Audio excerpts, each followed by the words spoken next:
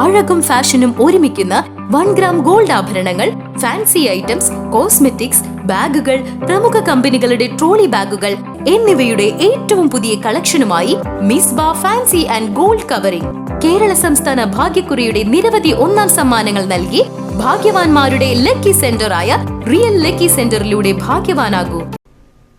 വീണ്ടും വാർത്തയിലേക്ക്. Kerala state Bharat scouts and guides local അസോസിയേഷന്റെ ഉപജില്ലാ കൗൺസിൽ യോഗം വ്യാഴാഴ്ച വടക്കാഞ്ചേരിയിൽ നടന്നു.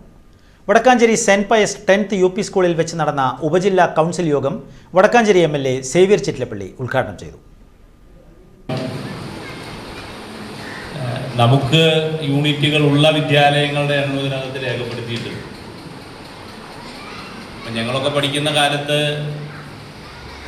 സ്കൗട്ടിൻ്റെ അംഗങ്ങളാവുക എന്നൊക്കെ പറഞ്ഞാൽ വലിയ അഭിമാനമാണ്. ഇതിനേക്കാൾ കൂടുതൽ വിദ്യാലയങ്ങളിൽ ഉണ്ടായിരുന്നു എന്നാണ് എൻ്റെ വിശ്വാസം. പല വിദ്യാലയങ്ങളിൽ ചെന്നാൽ അതിൻ്റെ സ്മരണ ഉയർത്തുന്ന ബോർഡും ഓഫീസും ഒക്കെ കാണാം, ഈ എംബ്ലമൊക്കെ. പക്ഷെ പുതിയ കാലഘട്ടത്തിൻ്റെ ഭാഗമായി അതിൻ്റെ തുടർച്ച ഏറ്റെടുക്കുന്നില്ല.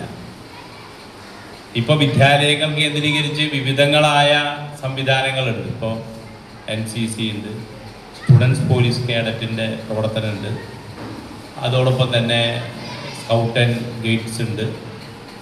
അപ്പോൾ ഇതിൽ ഇത്തരത്തിലുള്ള അച്ചടക്കവും കരുത്തും നേതൃത്വ പാഠവും ഒക്കെ രൂപപ്പെടുത്താൻ ഉതകുന്ന സംവിധാനങ്ങൾ വളരെ സജീവമായി ഏറ്റെടുക്കുന്നതിൽ നമ്മുടെ വിദ്യാലയങ്ങളിൽ ഒരു ചെറിയ പരിമിതി രൂപപ്പെട്ടിട്ടുണ്ട് എന്നാണ് ഇപ്പോൾ ഈ റിപ്പോർട്ട് കേട്ടപ്പോൾ അല്ലെങ്കിൽ വായിച്ചപ്പോൾ എനിക്ക് മനസ്സിലായത് എന്നതാണ് ആദ്യം പറയാനുള്ളത്.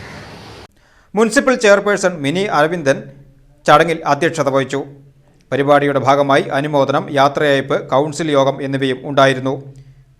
LA സെക്രട്ടറി പോളി MP ചടങ്ങിന് സ്വാഗതം പറഞ്ഞു. ജോയിന്റ് സെക്രട്ടറി ഷാബിദ VM യോഗത്തിൽ റിപ്പോർട്ട് അവതരിപ്പിച്ചു. തുടർന്ന് അനുശോചന പ്രമേയവും assistant state training commissioner guides Reeja PF ആമുഖ പ്രഭാഷണവും നടത്തി. വാർഡ് കൗൺസിലർ സിന്ധു സുബ്രഹ്മണ്യൻ, ജില്ലാ പ്രതിനിധി Jayalakshmi C, saint Pius 10th UP school assistant headmistress C Maria Michael, ബ്യൂട്ടിസിക്സ് മാനേജർ രഘു എന്നിവർ ചടങ്ങിൽ പങ്കെടുത്ത് സംസാരിച്ചു. തുടർന്ന് സമ്മാനദാനവും നടന്നു.